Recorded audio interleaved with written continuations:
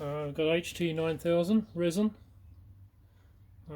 I've got pumps on this one, but the hardener one packed up, so I'm going to use the old system of 3-to-1 measuring, which is basically just measuring on a stick, and you can see that or not.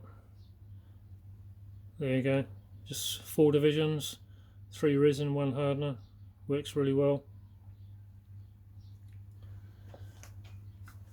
Mixing cups, yogurt containers, always handy.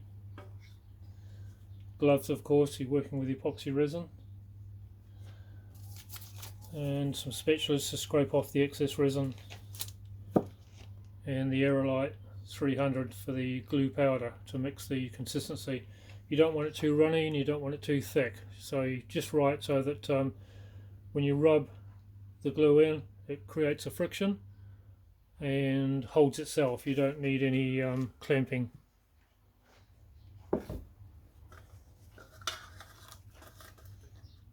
Okay, so we're going to mix some resin up. Just get the air out of it, because it does get a bit of air in sometimes, which will affect the ratios if you don't get it right.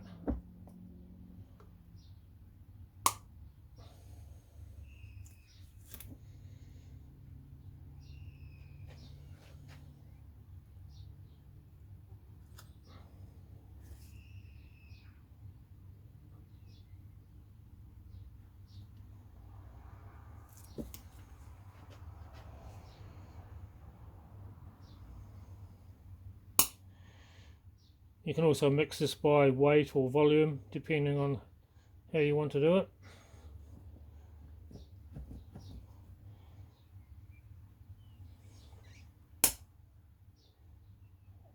Okay, that's the resin.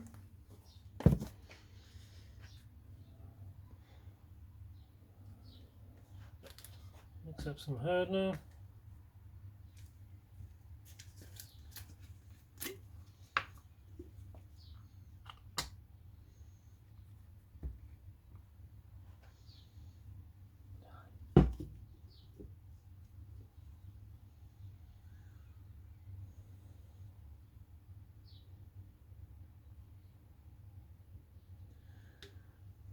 So there we got a 3-to-1. Mix it thoroughly.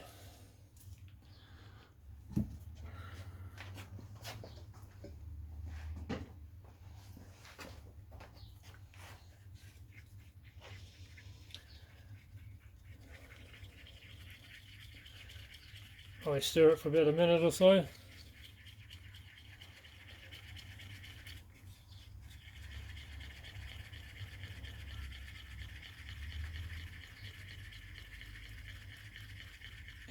Epoxy is very critical. The ratios, if you get them wrong, it won't go off properly, it'll be rubbery. You can put a little bit more hardener in, it will go off a bit quicker, but you need a working time. With this ratio I got here, I can probably do about 6 sets maybe. I try and use the glue, the excess glue, and put it back so I can use that. Right, once we got that, we put some powder in.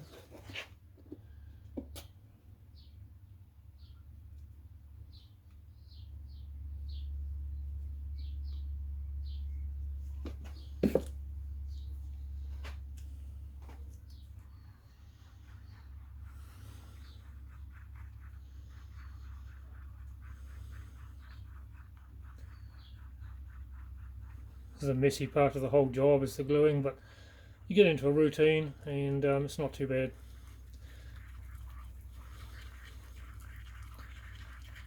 I've got 3 different types of hardener. There's fast, normal and slow, and if it's an overnight thing I'm doing, I'll just put slow hardener in.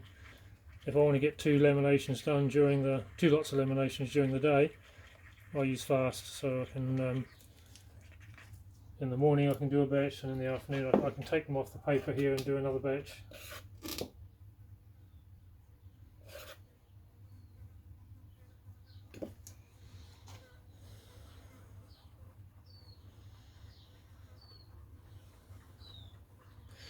I used to like the old greaseproof paper. It used to be really good.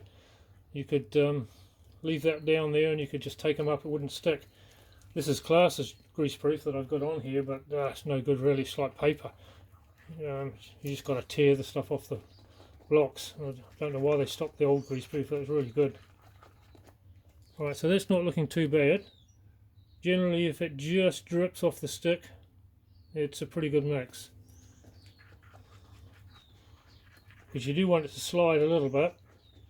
I mean, as we get to the end of the sixth one, 6 set or 8 sets, however many this will do, it's just starting to tack, and it's a little harder to rub it into the wood. So you've got to work at a reasonable pace, just to make sure you get it done right. Okay, so here we go.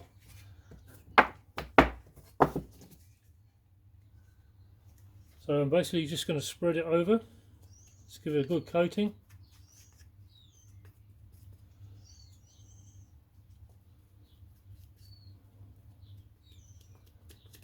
What have we got here? A dark bit of wood, so we'll have a sarge on this one, I think. Grab 2 of these, place it on there, and basically give it a good rub till all the glue squeezes out. And then it stops. So that's the time to take it up. Oops, where are we? Grab this one. So you grab a bit of excess off of each, and I'm just putting these over the far side. I'll take the camera over there later.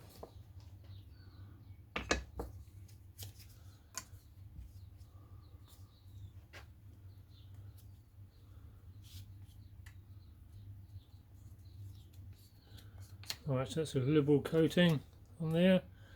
And I'm going to do the same as what I did before, just rub it in. I'll try and move this around a bit, because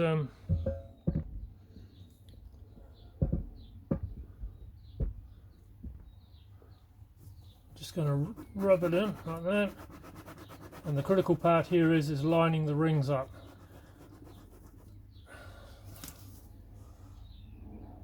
Okay.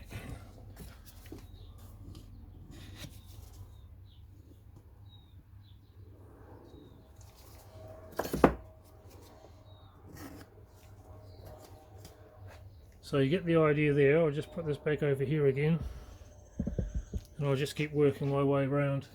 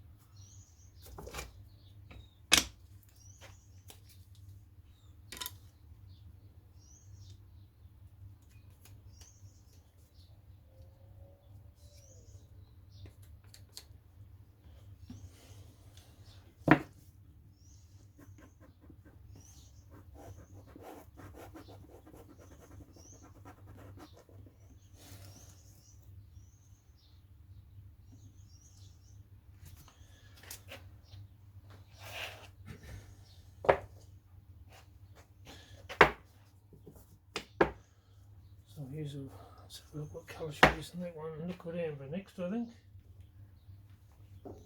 Got some nice spalted liquid amber there.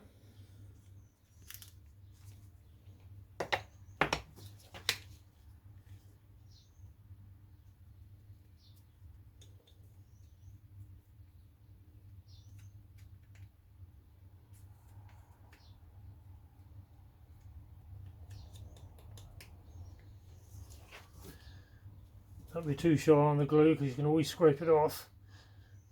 You don't want it too dry.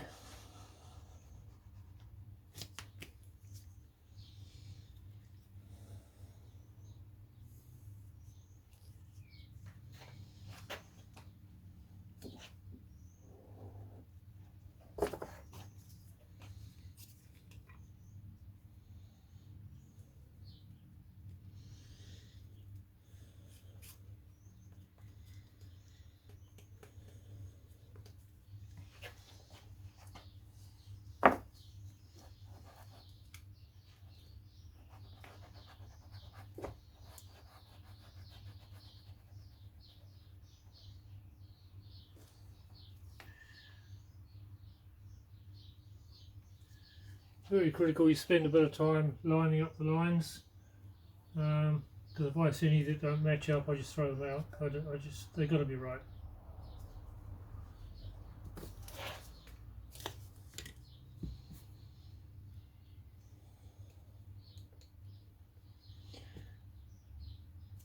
And this only works if you, when you initially mark your blocks out for the bandsaw and leave the line in.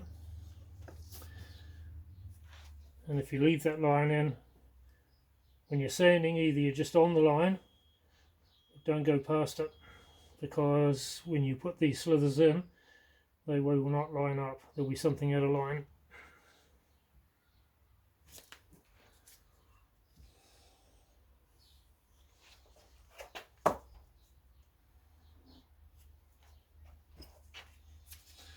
These three I'm doing now are already a 2-ring, so there will be a 3-ring by the time I've finished, or I may even decide to do a 4. We'll see how we go.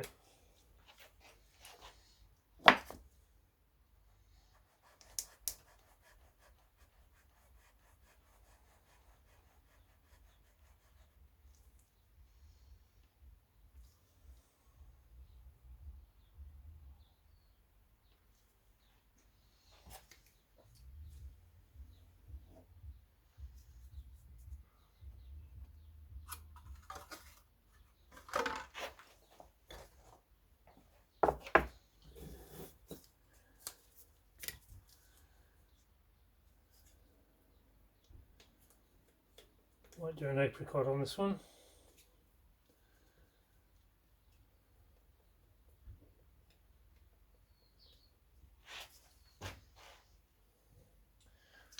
Apricot's quite nice, got a nice grain on it.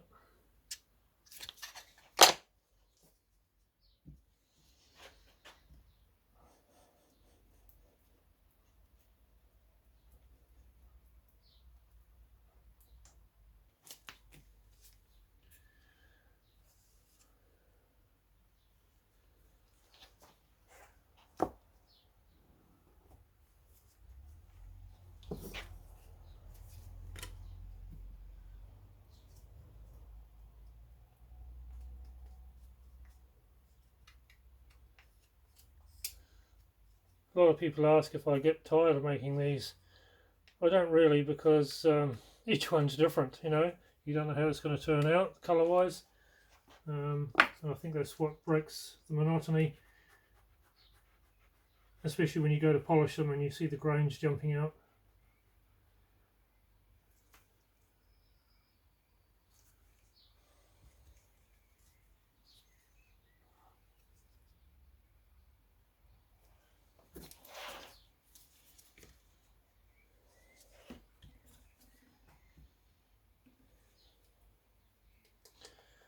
And of course there's so many different designs you can make with them. I have several different. Once you've done the main blocks, the body and the top, generally if I muck around with designs, I just keep it as a 2-ring, because 3 and 4 are really what sells the product. You don't need any more rings on it if you're, say, doing multicolored tops or abstract. You don't need anything else to distract from it, so 2 rings are fine.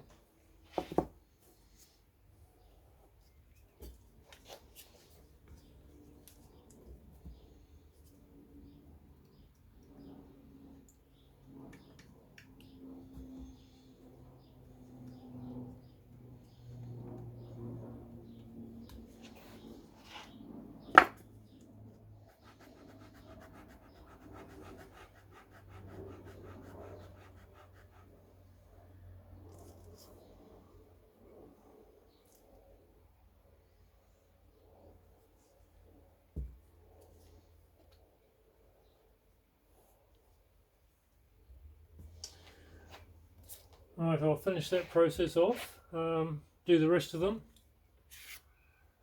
and tomorrow I'll take those up and do the next lot.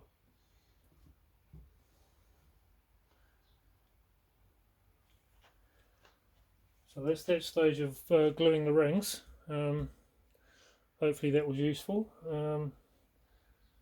Yeah.